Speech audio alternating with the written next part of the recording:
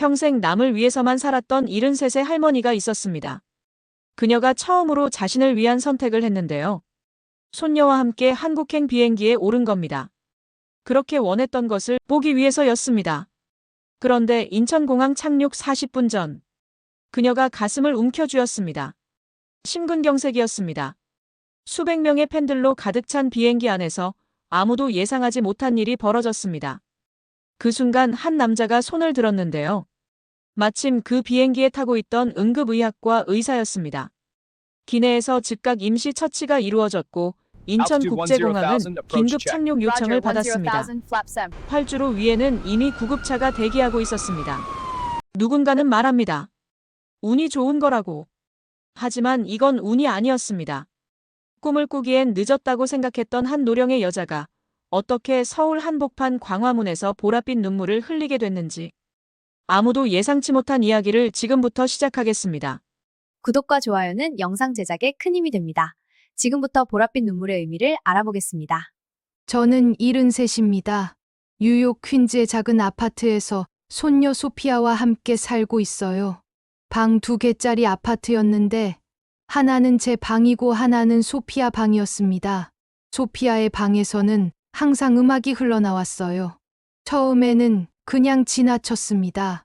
젊은 애들 음악이려니 했죠. 소피아는 17살이었습니다. 제 딸의 딸이에요. 딸이 이혼하고 직장을 찾아 시카고로 떠난 뒤로 소피아는 저와 함께 살게 되었습니다. 처음에는 어색했어요. 할머니와 손녀가 단둘이 한 지붕 아래 사는 건 쉬운 일이 아니었죠. 저는 일찍 자고 일찍 일어나는 사람이었고, 소피아는 새벽 2시까지 휴대폰을 들여다보는 아이였으니까요. 그런데 3년 전 가을, 소피아가 달라지기 시작했습니다. 밥을 잘 먹지 않았어요. 학교에서 돌아오면 방에 들어가 문을 잠갔습니다. 한마디도 하지 않는 날이 며칠씩 이어졌어요. 저는 처음에는 사춘기려니 했습니다. 하지만 일주일이 지나고 2주일이 지나도 달라지지 않았어요. 눈 밑에 다크서클이 짙어졌고 학교에서 연락이 오기 시작했습니다. 출석 일수가 모자란다고요. 어느 저녁이었습니다. 소피아가 소파에 쓰러져 있었어요. 울다 지쳐 잠든 건지 그냥 지쳐 쓰러진 건지 알 수 없었습니다. 저는 무릎을 꿇고 소피아 옆에 앉았어요. 그 아이의 얼굴을 보는데 가슴이 먹먹했습니다. 내가 뭔가 해줘야 한다는 건 알았는데 무엇을 해야 할지 몰랐어요. 저는 소피아의 휴대폰을 들었습니다. 잠금이 풀려 있었어요. 화면에는 유튜브가 열려 있었는데 영상 제목에 알 수 없는 글자들이 적혀 있었습니다. 한국어였어요. 저는 그냥 재생 버튼을 눌렀습니다. 음악이 흘러나왔습니다. 처음에는 그냥 젊은이들 노래려니 했어요. 리듬이 경쾌했고 젊은 남자들이 화면 속에서 춤을 추고 있었습니다. 그런데 자막이 눈에 들어왔어요. 영어 자막이었는데 저는 무심코 읽었습니다. You've shown me I have reasons. I should love myself. 저는 멈췄습니다. 나를 사랑하라. 그 짧은 문장이 제 가슴 어딘가를 건드렸어요. 뭐라 설명하기 어려운 느낌이었습니다. 따뜻하기도 하고 쓸쓸하기도 하고 저는 그 자리에서 영상을 처음부터 다시 재생했어요. 그리고 또 한 번. 소피아가 깰 때까지 저는 그 노래를 3번 들었습니다. 소피아가 눈을 떴어요. 저를 보고 깜짝 놀란 얼굴이었습니다. 할머니 BTS 알아요? 저는 솔직하게 대답했습니다. 모른다고요. 근데 이 노래가 좋더라고요. 소피아는 잠시 저를 바라보더니 일어나 앉았어요.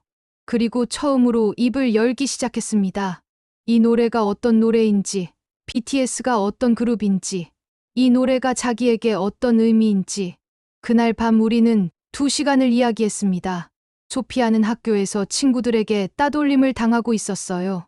한국계 미국인이라는 이유로요. 자기 모습이 부끄러웠다고 했습니다. 거울 속 자신이 싫었다고요. 그런데 BTS 노래를 들으면서 처음으로 나 자신을 사랑해도 된다는 말을 들은 것 같았다고 했어요. 저는 소피아의 손을 잡았습니다. 그날 이후 우리는 함께 BTS를 들었어요. 처음에는 소피아가 가르쳐 주는 대로 따라갔습니다. 이 노래는 어떤 앨범에 수록된 거고, 이 뮤직비디오는 무슨 의미가 있고, 저는 메모를 했어요. 노트에 적어가며 공부했습니다.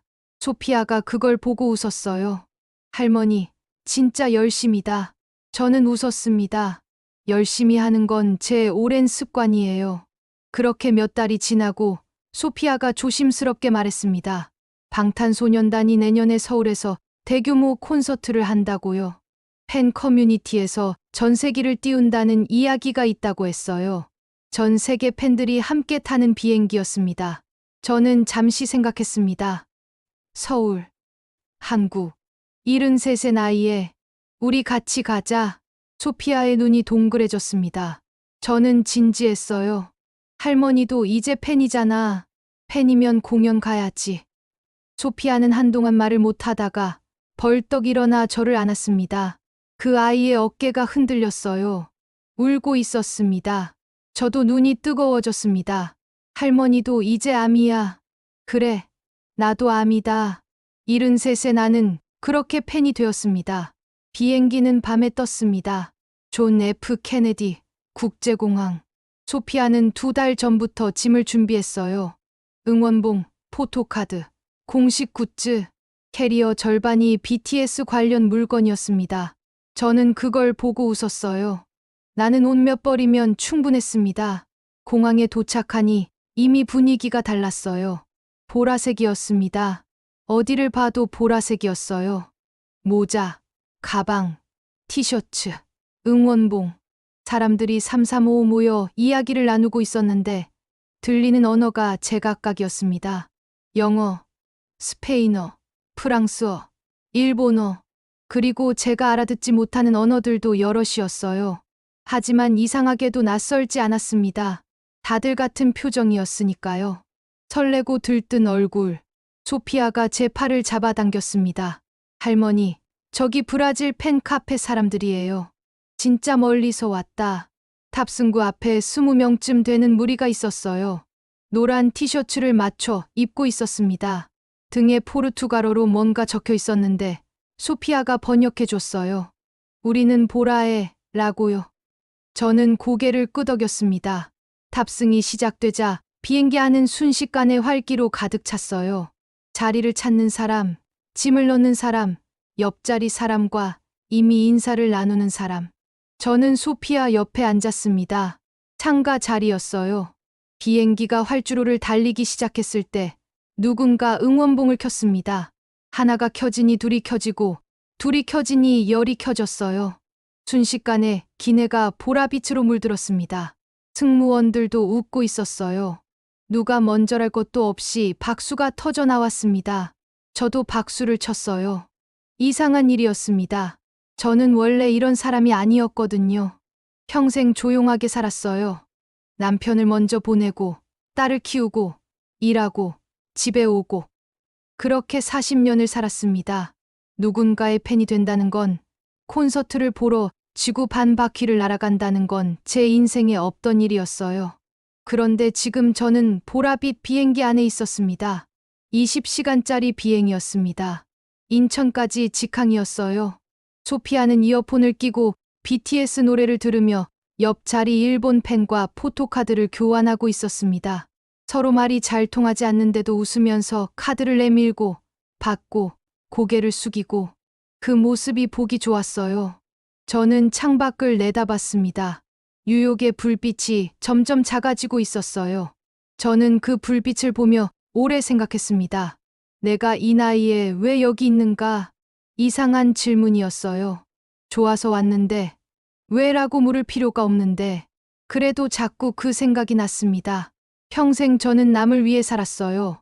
남편 뒷바라지, 딸 육아, 손녀 양육, 내가 하고 싶은 것, 내가 좋아하는 것을 물어본 사람이 없었고, 저도 그런 걸 생각할 여유가 없었습니다. 그게 나쁘다는 게 아니에요. 그게 제 삶이었으니까요. 하지만 가끔은, 아주 가끔은 궁금했습니다. 마리아, 당신은 뭘 좋아하냐고. 그 답을 73에 찾은 겁니다.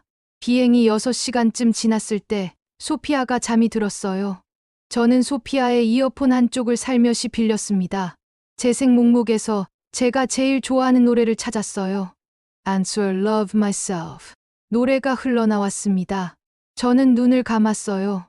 비행기는 계속 날았고 창밖은 어두웠고 기내에는 보랏빛 응원봉을 무릎에 올려놓은 채 잠든 사람들이 가득했습니다. 브라질에서 온 사람, 프랑스에서 온 사람, 일본에서 온 사람, 그리고 뉴욕 퀸즈에서 온 73세 할머니, 모두 같은 곳을 향해 날고 있었습니다. 서울. 저는 조용히 생각했어요. 내가 70이 넘어서 한국 콘서트를 보러 오다니.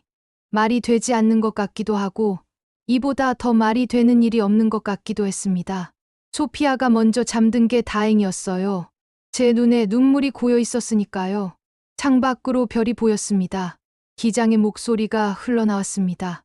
약 40분 후 인천국제공항에 도착합니다. 현재 서울 날씨는 맑음, 기온은 18도입니다. 기내가 술렁였어요. 잠들었던 사람들이 하나둘 눈을 떴습니다. 소피아도 기지개를 켜며 일어났어요. 눈을 비비다가 창밖을 내다보더니 소리를 질렀습니다. 할머니, 한국이에요. 저기 육지 보여요. 저도 창밖을 봤습니다. 구름 아래로 초록빛 땅이 보였어요. 작은 섬들이 점점이 박혀 있었고 그 사이로 푸른 바다가 반짝였습니다. 아름다웠어요. 저는 소피아의 손을 잡았습니다. 기내가 활기로 가득 찼어요. 통로 건너편 일본 팬이 응원봉을 꺼내 들었습니다. 브라질 무리는 노란 티셔츠를 고쳐 입고 서로 사진을 찍어줬어요. 앞줄에서는 누군가 BTS 노래를 흥얼거리기 시작했고 그 소리가 번져나가 기내 여기저기서 따라 부르는 소리가 났습니다. 승무원이 웃으며 지나갔어요. 소피아는 가방에서 공연 티켓을 꺼냈습니다. 할머니, 우리 자리 봐요. 스탠딩이에요. 무대 바로 앞이라고요. 저는 티켓을 들여다봤습니다. 한국어와 영어가 섞여 있었어요. 소피아가 손가락으로 짚어가며 설명해 줬습니다. 공연은 이틀 뒤였습니다. 오늘 도착해서 호텔에 체크인하고 내일은 서울 구경을 하고 모레 공연. 소피아가 2달 전부터 짜놓은 일정이었어요. 광화문도 가고 경복궁도 가고 한강도 가요. 저는 웃었습니다. 소피아의 눈이 반짝이고 있었어요. 그때였습니다. 제 옆에서 이상한 소리가 났어요. 처음에는 잘 몰랐습니다. 그냥 비행 중 나는 소리려니 했어요. 그런데 소피아가 저를 돌아보더니 표정이 굳었습니다. 할머니 얼굴이 왜 그래요? 저는 대답하려 했습니다. 그런데 입이 잘 열리지 않았어요. 뭔가 이상했습니다. 가슴 안쪽이 무겁게 눌리는 느낌이었어요. 처음에는 비행 피로려니 했습니다. 20시간을 날아왔으니까요. 그런데 눌리는 게 점점 강해졌습니다. 저는 손을 가슴에 얹었어요. 숨을 깊이 들이마시려 했는데 공기가 제대로 들어오지 않았습니다. 이상했어요. 분명히 숨을 쉬고 있는데 숨이 모자란 느낌이었죠. 어깨가 무거워졌어요. 할머니, 소피아의 목소리가 멀게 들렸습니다. 저는 팔걸이를 잡으려 했어요. 손에 힘이 잘 들어가지 않았습니다. 가슴 왼쪽이 묵직하게 아파왔어요. 뭔가 잘못되고 있다는 걸 알았습니다. 50년을 살면서 이런 느낌은 처음이었어요. 소피아가 제 손을 잡았습니다. 차가웠어요. 아이 손이 차가운 건지, 내 손이 차가운 건지 몰랐습니다. 할머니, 숨 쉬어요. 천천히. 저는 숨을 쉬려 했습니다. 잘 되지 않았어요. 기내가 조용해졌습니다. 방금 전까지 웃고 노래하고 사진 찍던 사람들이 일제히 이쪽을 바라보고 있었어요. 브라질 팬이 자리에서 일어났습니다. 일본 팬이 손으로 입을 막았어요. 소피아가 자리에서 벌떡 일어났습니다. 저기요, 저기요. 승무원이 뛰어왔어요. 소피아의 목소리는 떨리고 있었습니다. 할머니가 숨을 못 쉬어요. 가슴을 잡고 있어요. 빨리요. 승무원이 제 앞에 쪼그려 앉았습니다. 제 눈을 들여다보며 말했어요. 마리아 씨, 제 목소리 들리세요? 저는 고개를 끄덕이려 했습니다. 잘 됐는지 모르겠어요. 가슴이 아팠습니다. 서울이 저 아래 있었어요. 40분만 있으면 닿을 수 있는 곳에. 승무원이 일어섰습니다. 그리고 기내 전체에 들리도록 말했어요. 이 비행기에 의사 선생님 계십니까? 잠깐 침묵이 흘렀습니다. 아무도 손을 들지 않았어요. 1초, 2초. 소피아가 제 손을 꽉 쥐었습니다. 저는 소피아의 손이 떨리고 있다는 걸 느꼈어요. 아이가 무서운 거였습니다. 저도 무서웠어요. 그때 뒷줄에서 소리가 났습니다. 저 있습니다. 한국어였어요. 한 남자가 자리에서 일어났습니다. 40대쯤 되어 보였어요. 키가 크고 짧은 머리였습니다. 검은 티셔츠에 청바지 차림이었는데 표정이 차분했어요. 당황한 기색이 없었습니다. 그 차분함이 오히려 저를 안심시켰어요. 그는 빠르게 통로를 걸어왔습니다. 승무원에게 짧게 물었어요. 한국어였는데 소피아가 나중에 번역해줬습니다. 언제부터였냐고, 어떤 증상이냐고. 승무원이 대답하는 동안 그는 이미 제 옆에 쪼그려 앉아 있었어요. 할머니, 제 말 들려요? 영어였습니다. 발음이 또렷했어요. 저는 고개를 끄덕였습니다. 가슴 어느 쪽이 아파요? 왼쪽이요. 오른쪽이요? 왼쪽. 목소리가 잘 나오지 않았어요. 그래도 대답은 됐습니다. 그는 제 손목을 잡았습니다. 맥박을 재는 거였어요. 눈은 시계를 보고 있었고 손가락은 제 손목 위에 가만히 얹혀 있었습니다. 몇 초가 지났어요. 그가 승무원을 올려다봤습니다. 응급의료 키트 가져오세요. 아스피린하고 산소. 승무원이 뛰었습니다. 소피아가 물었어요. 떨리는 목소리로요. 할머니 괜찮아요? 선생님, 할머니 괜찮은 거예요? 그가 소피아를 봤습니다. 잠깐이었지만 부드러운 눈빛이었어요. 옆에 있어요. 손 잡아줘요. 소피아는 다시 제 손을 잡았습니다. 응급 키트가 왔어요. 그는 키트를 열고 안을 확인했습니다. 손놀림이 빠르고 정확했어요. 아스피린 하나를 꺼내 제게 건넸습니다. 씹어서 삼켜요. 뱉지 말고요. 저는 받아서 삼켰습니다. 산소 마스크가 제 얼굴에 씌워졌어요. 차가운 공기가 들어왔습니다. 숨이 조금 편해졌어요. 조금이었지만 그 조금이 컸습니다. 그는 계속 제 상태를 확인했어요. 맥박, 호흡, 안세. 승무원과 한국어로 짧게 주고받았습니다. 나중에 소피아가 알려줬는데 심근경색 초기 증상이라고 했다고요. 빠른 처치가 필요하다고. 승무원이 앞쪽으로 뛰어갔습니다. 기장에게 알리는 거였어요. 잠시 후 기장의 목소리가 흘러나왔습니다. 승객 여러분, 기내에 응급 환자가 발생하여 인천국제공항에 긴급 착륙을 요청하였습니다. 최대한 신속하게 착륙하겠습니다. 승객 여러분의 양해를 부탁드립니다. 기내가 완전히 조용해졌어요. 그 남자는 제 옆을 떠나지 않았습니다. 계속 말을 걸었어요. 할머니, 제 목소리 들려요? 숨 천천히 쉬어요. 내쉬고, 들이쉬고. 저는 그의 목소리에 집중했습니다. 다른 건 생각하지 않으려 했어요. 소피아가 울고 있었습니다. 소리 없이요. 저는 소피아의 손을 꼭 쥐었어요. 힘을 줬습니다. 괜찮다고 말은 못했지만 그렇게 전하고 싶었어요. 저는 김준혁입니다. 그가 말했어요. 저를 안심시키려는 거였습니다. 응급의학과 의사예요. 2주 동안 가족이랑 제주도 여행하고 서울 들렀다가 오늘 뉴욕 돌아가는 길이었어요. 저는 눈으로 고맙다고 했습니다. 그가 작게 웃었어요. 운이 좋으셨어요. 제가 마침 이 비행기에 있었으니까요.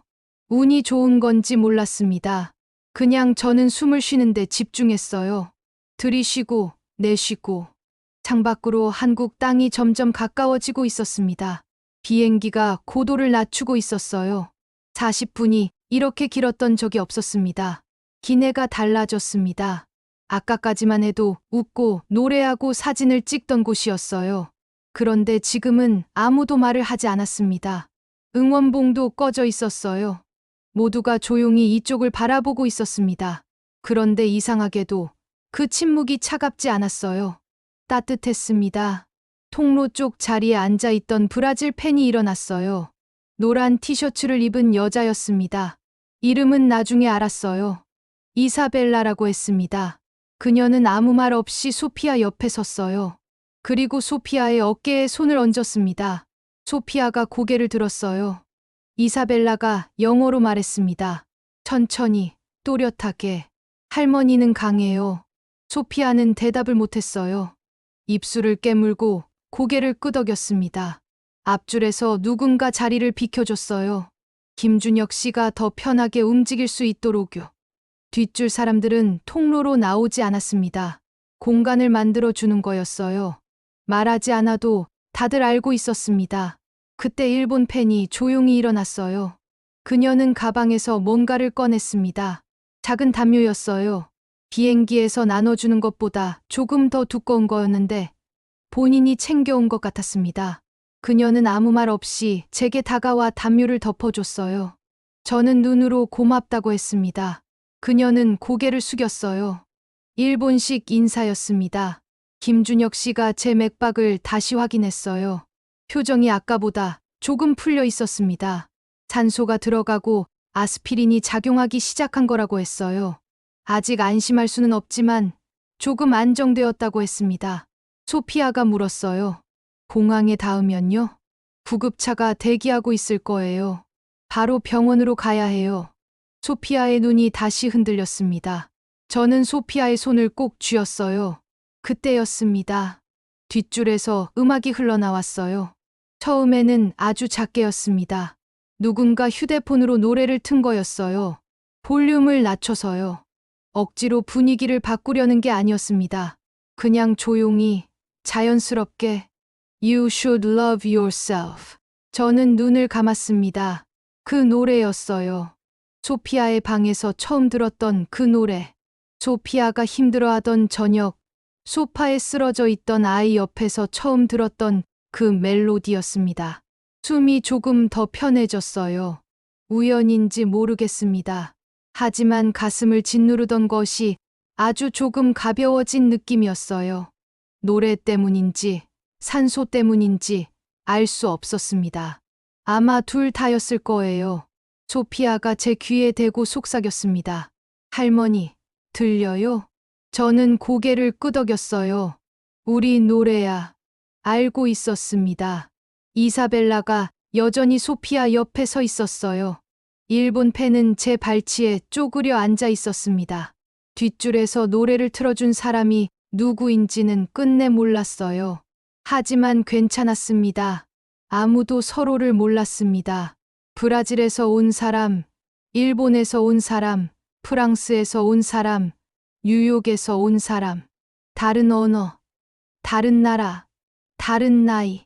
평소였다면 공항에서 스쳐 지나갔을 사람들이었어요. 말 한마디 섞지 않았을 사람들이었습니다. 그런데 지금 이 순간 우리는 하나였어요. BTS가 그걸 만들었습니다.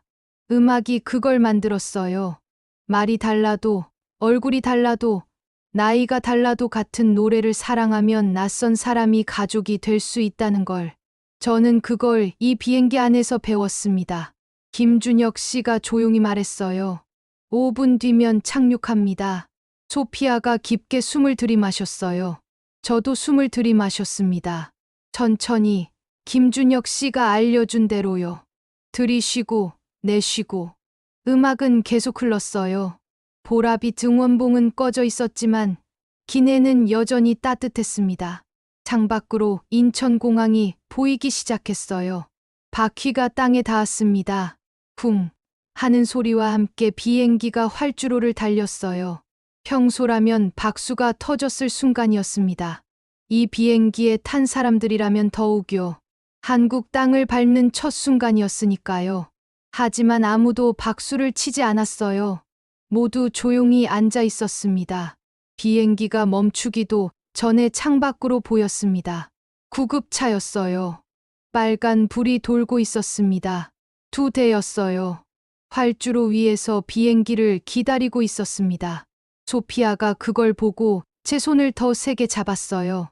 저는 소피아의 손을 두 손으로 감쌌습니다. 김준혁 씨가 말했어요. 이제 의료진이 탑승할 거예요. 제가 상황 전달할게요. 비행기 문이 열렸습니다. 형광 조끼를 입은 사람들이 들어왔어요. 들것을 들고 있었습니다. 한국어가 빠르게 오갔어요. 김준혁 씨가 그들과 이야기를 나눴습니다. 증상, 처치 내용, 시간. 짧고 정확하게 전달했어요. 의료진이 제 옆에 섰습니다. 할머니, 저희가 모실게요. 힘 빼세요. 한국어였는데 소피아가 통역해줬어요. 저는 고개를 끄덕였습니다. 들것에 옮겨지는 동안 기내가 보였어요. 통로 양쪽에 사람들이 서 있었습니다. 길을 만들어 주고 있었어요. 아무도 말하지 않았습니다. 브라질 팬 이사벨라가 두 손을 모으고 있었어요. 일본 팬은 고개를 숙이고 있었습니다. 누군가의 눈에 눈물이 고여 있었어요. 저는 그 얼굴들을 보며 지나갔습니다. 고맙습니다. 라고 말하고 싶었어요. 목소리가 잘 나오지 않아서 눈으로만 말했습니다. 비행기 밖으로 나오니 바람이 불었어요. 서울의 바람이었습니다. 처음 맞는 공기였어요. 차갑고 깨끗했습니다. 저는 잠깐 눈을 감았어요. 여기까지 왔구나 싶었습니다. 비행기 안에서 쓰러졌지만 어쨌든 한국 땅에 닿았어요.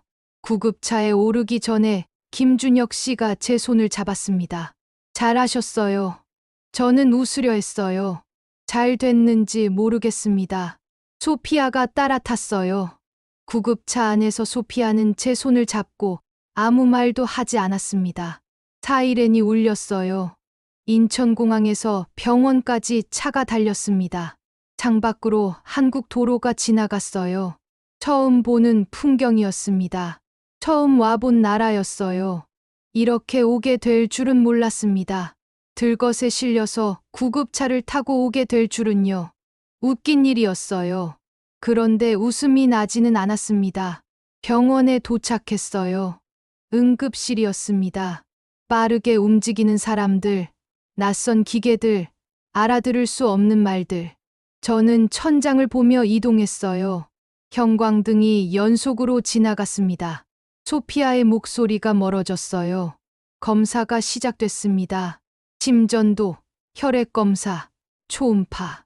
의료진이 분주하게 움직였어요. 저는 그냥 누워 있었습니다. 몸을 맡기는 수밖에 없었어요. 할 수 있는 게 없었습니다. 얼마나 지났는지 모릅니다. 소피아가 병실 복도에 혼자 앉아 있었어요. 나중에 안 일이었습니다. 그 아이는 그 자리에서 2시간을 기다렸어요.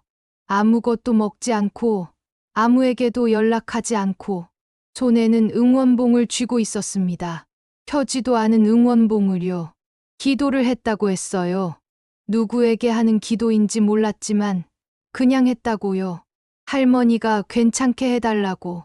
공연 못 가도 괜찮으니까 그냥 괜찮게만 해달라고. 사흘이 지났습니다. 의사가 병실로 들어왔어요. 한국 의사였는데 영어를 잘했습니다. 차트를 보다가 저를 보더니 말했어요. 이제 안정되었습니다.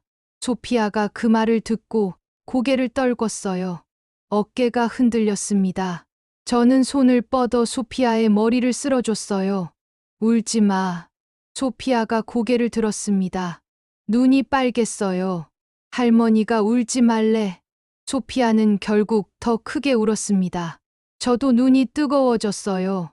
사흘 만에 처음으로요. 창밖으로 서울이 보였습니다. 처음 보는 도시였어요. 높은 건물들, 그 사이로 흐르는 강, 저 멀리 보이는 산.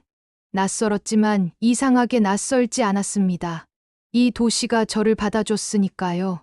쓰러진 저를 이 나라 사람들이 살려줬으니까요. 서울이었습니다. 병실은 조용했습니다. 창밖으로 햇살이 들어왔어요. 서울의 아침이었습니다. 소피아는 제 옆 보호자 의자에서 잠들어 있었어요. 담요를 반쯤 걷어차고 응원봉을 품에 안은 채로요. 저는 그 모습을 오래 바라봤습니다. 저 아이가 없었으면 저도 없었겠구나 싶었어요. 몸은 아직 무거웠습니다. 팔에 링거가 꽂혀 있었고 가슴에는 심전도 패치가 붙어 있었어요. 움직이면 기계가 삐 소리를 냈습니다. 그래도 숨은 쉬어졌어요. 사흘 전보다 훨씬 편하게요. 소피아가 눈을 떴습니다. 저와 눈이 마주치자 벌떡 일어났어요. 할머니, 일어났어요? 어디 아파요? 불편한 데 있어요? 괜찮아. 앉아. 소피아는 앉지 않았습니다. 간호사 호출 버튼을 누르고 제 이마를 짚어보고 물을 가져왔어요. 그러고 나서야 겨우 자리에 앉았습니다. 저는 그 모습을 보며 웃었어요. 너 엄마 닮았다. 소피아가 픽 웃었습니다. 그러다 다시 표정이 흐려졌어요. 우리는 한동안 말이 없었습니다. 소피아는 무릎 위에 응원봉을 올려놓고 손가락으로 만지작거렸어요. 뭔가 말하고 싶은데 못하는 얼굴이었습니다. 저는 먼저 물었어요. 공연 언제야? 소피아가 고개를 들었습니다. 오늘이에요. 저는 알고 있었어요. 병실에 들어온 첫날부터 날짜를 세고 있었습니다. 오늘이 공연 날이라는 걸요. 소피아가 조심스럽게 말했습니다. 할머니 공연 못 가면 어떡하지? 목소리가 작았어요. 저를 걱정하는 건지, 공연을 걱정하는 건지, 아마 둘 다였을 겁니다. 저는 소피아의 손을 잡았어요. 괜찮아. 괜찮지 않잖아요. 아니, 진짜 괜찮아. 소피아가 저를 봤습니다. 눈이 촉촉했어요. 여기까지 온 것만으로도 행복해. 한국 땅 밟았잖아. 서울 하늘도 봤고. 소피아는 입술을 깨물었습니다. 근데 할머니 공연 보고 싶었잖아요. 나랑 같이 보려고 왔잖아요. 맞았습니다. 그래서 왔죠. 하지만 지금 이 순간 공연보다 더 중요한 게 생겼어요. 소피아가 제 손을 잡고 이렇게 옆에 있다는 것. 그것만으로도 이 여행은 충분했습니다. 저는 그렇게 말하려 했어요. 그때 병실 문이 열렸습니다. 흰 가운을 입은 사람이 들어왔어요. 담당 의사였습니다. 그 뒤로 한 남자가 따라 들어왔어요. 김준혁 씨였습니다. 소피아가 자리에서 일어났어요. 선생님, 김준혁 씨가 웃었습니다. 비행기에서 봤던 그 차분한 얼굴이었어요. 많이 좋아지셨네요. 저는 고개를 끄덕였습니다. 말이 잘 나왔어요. 덕분이에요. 그는 손을 저었습니다. 자기는 한 게 없다는 듯이요. 하지만 그게 아니었습니다. 저는 알고 있었어요. 그 사람이 없었으면 어떻게 됐을지. 담당 의사가 차트를 펼쳤습니다. 마리아 씨, 경과가 아주 좋습니다. 심근경색 초기에 빠른 처치가 이루어진 덕분이에요. 그러더니 저를 보며 말했어요. 오늘 오후부터 가벼운 거동은 가능합니다. 무리하지 않는 선에서요. 소피아가 숨을 들이마셨습니다. 김준혁 씨가 말했어요. 공연 아직 시작 안 했습니다. 저는 그를 바라봤어요. 저녁 7시예요. 지금 4시니까 3시간 남았어요. 잠깐 침묵이 흘렀습니다. 컨디션 괜찮으면 가셔도 됩니다. 소피아가 저를 봤어요. 저도 소피아를 봤습니다. 소피아의 눈이 커졌어요. 뭔가 말하려다 참는 얼굴이었습니다. 저를 조르고 싶은데 저를 걱정하는 마음이 더 커서 못하는 얼굴이었어요. 저는 담당 의사에게 물었습니다. 진짜 괜찮겠어요? 의사가 대답했어요. 무리하시면 안 됩니다. 뛰거나 서 있는 건 안 돼요. 앉아서 보실 수 있는 자리라면 주의사항만 잘 지키시면 가능합니다. 저는 잠시 생각했어요. 소피아가 2달 전부터 짰던 일정이 떠올랐습니다. 스탠딩 구역, 무대 바로 앞이라고 했었죠. 뛰고 소리 지르고 응원봉 흔드는 자리였어요. 그건 무리였습니다. 그런데 김준혁 씨가 말했어요. 제가 알아봤는데 좌석 구역 자리가 있더라고요. 앉아서 볼 수 있는 자리예요. 공연 측에 연락해 봤습니다. 저는 그를 바라봤어요. 비행기에서 무슨 일이 있었는지 설명했더니 흔쾌히 바꿔줬어요. 소피아가 입을 막았습니다. 저는 한참 김준혁 씨를 바라봤어요. 이 사람은 뉴욕으로 돌아가야 하는 사람이었습니다. 비행기에서 처음 본 낯선 환자를 위해 병원까지 찾아와서 공연 측에 연락까지 해준 사람이었어요. 왜요? 저는 물었습니다. 김준혁 씨가 잠시 저를 봤어요. 그러더니 말했습니다. 저도 암이거든요. 소피아가 웃음을 터뜨렸습니다. 울다가 웃는 소리였어요. 저도 웃었습니다. 오랜만에 제대로 웃었어요. 가슴이 당기는 것 같았지만 괜찮았습니다. 이 정도 통증은 감수할 수 있었어요. 소피아가 응원봉을 들었습니다. 빛이 들어왔어요. 보라빛이었습니다. 광화문 광장에 도착했을 때 저는 멈춰 섰습니다. 사람이었어요. 끝이 보이지 않았습니다. 어디를 봐도 사람이었어요. 보라색 응원봉을 든 사람들이 광장을 가득 채우고 있었습니다. 저 멀리 무대가 보였어요. 거대한 화면에 빛이 쏟아지고 있었습니다. 음악이 들렸어요. 공연 전 음악이었는데도 사람들이 따라 부르고 있었습니다. 소피아가 제 팔을 잡았어요. 할머니, 괜찮아요? 괜찮았습니다. 아니, 괜찮은 정도가 아니었어요. 우리 자리는 좌석 구역이었습니다. 무대에서 조금 떨어져 있었지만 잘 보이는 자리였어요. 김준혁 씨가 알아봐 준 자리였습니다. 저는 천천히 걸어 자리에 앉았어요. 소피아가 옆에 앉았습니다. 응원봉을 꺼내 제 손에 쥐어줬어요. 보라빛이 들어왔습니다. 손 안에서 빛이 났어요. 저는 그 빛을 한동안 바라봤습니다. 사흘 전 비행기 안에서 쓰러지던 순간이 떠올랐어요. 구급차 안에서 천장을 보며 지나가던 서울 도로가 떠올랐습니다. 병실에서 소피아가 응원봉을 품에 안고 잠들던 모습이 떠올랐어요. 여기까지 왔습니다. 광장이 어두워지기 시작했어요. 조명이 꺼졌습니다. 수만 개의 응원봉이 일제히 빛났어요. 광화문 광장 전체가 보라빛으로 물들었습니다. 저는 숨을 참았어요. 이렇게 아름다운 걸 본 적이 없었습니다. 살면서 단 한 번도요. 음악이 터졌습니다. 함성이 쏟아졌어요. 소피아가 벌떡 일어났습니다. 저도 모르게 저도 일어났어요.